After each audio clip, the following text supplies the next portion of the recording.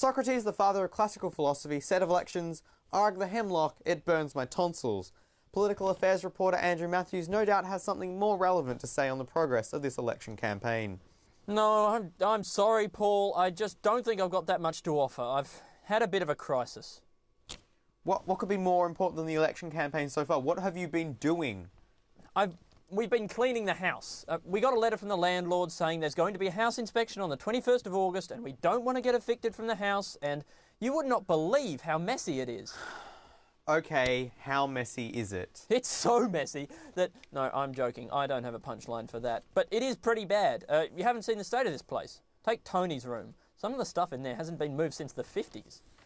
He doesn't even believe the mess exists. Also, when he is at home, there's the problem with his friends.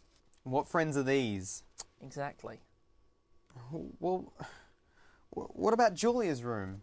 Kevin's old room. Yeah, what happened to him? He did so well in the housemate interview. Yeah, well, it did turn out that there were some problems. Well, such as? He was a dickhole. Well, has Julia at least tidied it up at all? Well, not really. She's got a massive pile of dishes in there, and it seems like more turn up every week. Why doesn't she just do some washing up? Well, she doesn't really feel like they're her dishes, and some haven't been touched since it was John's room. Okay, well, what did you do last time you had an inspection? Well, John just hid them all behind the television. He called it the Panasonic solution. And that was fine for a while until people started to notice the smell. Right, and then Kevin didn't do anything. No, well, he did put the dishes in the kitchen, but that was terrible. I mean, they still didn't get washed, and everyone could see the mess. Well, fine. Well, what's Julia's plan then? Well, she started a cleaning roster. So, whose turn is it according to the roster? Oh, our next-door neighbour, Jose. Right, and has Jose agreed to the roster? He hasn't even seen it. Certainly hasn't seen the pile. I mean, I should hope he hasn't, or he'll be very unlikely to agree to the roster. Still, I mean, all this stuff seems fairly superficial. As long as there's no structural damage to the house, you should be fine, shouldn't you? Well, there was the problem with the insulation in Peter's room, but we sorted that out. How? We moved Peter to the shed.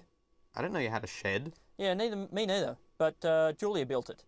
Actually, I think she might have got a bit of a dud deal because she thought she was buying a 4-bedroom house. This sounds like a disaster. It is.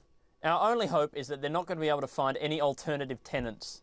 What about Bob? I hear he's looking for a house. Oh, they'll never let him in. There's a no drugs policy. Bob doesn't take drugs. Fine, there's a no pets policy. Bob doesn't have any pets. I meant a no pets policy. Jesus, Paul. Right. Andrew Matthews there, sharing with us his domestic policies.